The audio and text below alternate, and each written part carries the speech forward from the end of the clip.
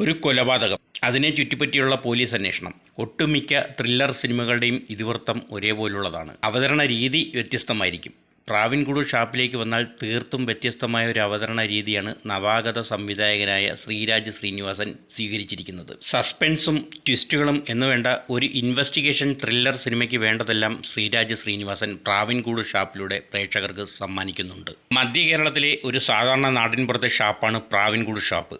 ആ ഷാപ്പിൻ്റെ ഉടമസ്ഥനായ കൊമ്പൻ ബാബു ഷാപ്പിനുള്ളിൽ തൂങ്ങി മരിച്ച നിലയിൽ കാണപ്പെടുന്നു. ബാബുവിൻ്റേത് ആത്മഹത്യയാണോ കൊലപാതകമാണോ? കൊലപാതകമാണെങ്കിൽ ആര് കൊന്നു? പ്രാവിൻകുടു ഷാപ്പിൻ്റെ കഥ ആരംഭിക്കുന്നത് അവിടെ നിന്നാണ്. ദുർബലരായ തൊഴിലാളികളിലൂടെയും ഷാപ്പിലെ സ്ഥിരം മദ്യപാനികളിലൂടെയുമാണ് കഥ വികസിക്കുന്നത്. മലയാള സിനിമയുടെ ഭാഗ്യതാരമാണ് കുടുംബ പ്രേക്ഷകരുടെ പ്രിയപ്പെട്ട നടനായി മാറിക്കഴിഞ്ഞ ബേസിൽ ജോസഫ്. തൃശ്ശൂരിലേക്ക് ട്രാൻസ്ഫർ ആയി വന്ന SI സന്തോഷായി ബേസിൽ ജോസഫ് ഗംഭീര പ്രകടനമാണ് കാഴ്ചവെക്കുന്നത്. സൗബിൻ ഷാഹിർ അവതരിപ്പിക്കുന്ന കണ്ണൻ എന്ന കഥാപാത്രവും മികച്ചു നിൽക്കുന്നുണ്ട്. ശാരീരിക പരിമിതിയുള്ള കണ്ണൻ എന്ന കഥാപാത്രത്തെ സൗബിൻ മികവുറ്റതാക്കി. മെറിൻഡ എന്ന കഥാപാത്രം ചാന്ദിനി ശ്രീധരൻ്റെ കൈകളിൽ ഭദ്രം. ടെക്നിക്കൽ വർക്കുകളും മികച്ചു നിൽക്കുന്നു. പെർഫോമൻസ് കൊണ്ടും ആകാംക്ഷ നിറച്ച ട്വിസ്റ്റുകളും ഒക്കെയായി മികച്ചു നിൽക്കുന്നു പ്രാവിൻകുടു ഷാപ്പ്. നർമ്മ മുഹൂർത്തങ്ങൾ കോർത്തിണക്കിയുള്ള അവതരണം എല്ലാത്തരം പ്രേക്ഷകർക്കും ഇഷ്ടപ്പെടും എന്ന കാര്യത്തിൽ യാതൊരു സംശയവുമില്ല. തിയേറ്ററിൽ പോയി തന്നെ കണ്ടാസ്വദിക്കേണ്ട ചിത്രമാണ് പ്രാവിൻകുടു ഷാപ്പ്.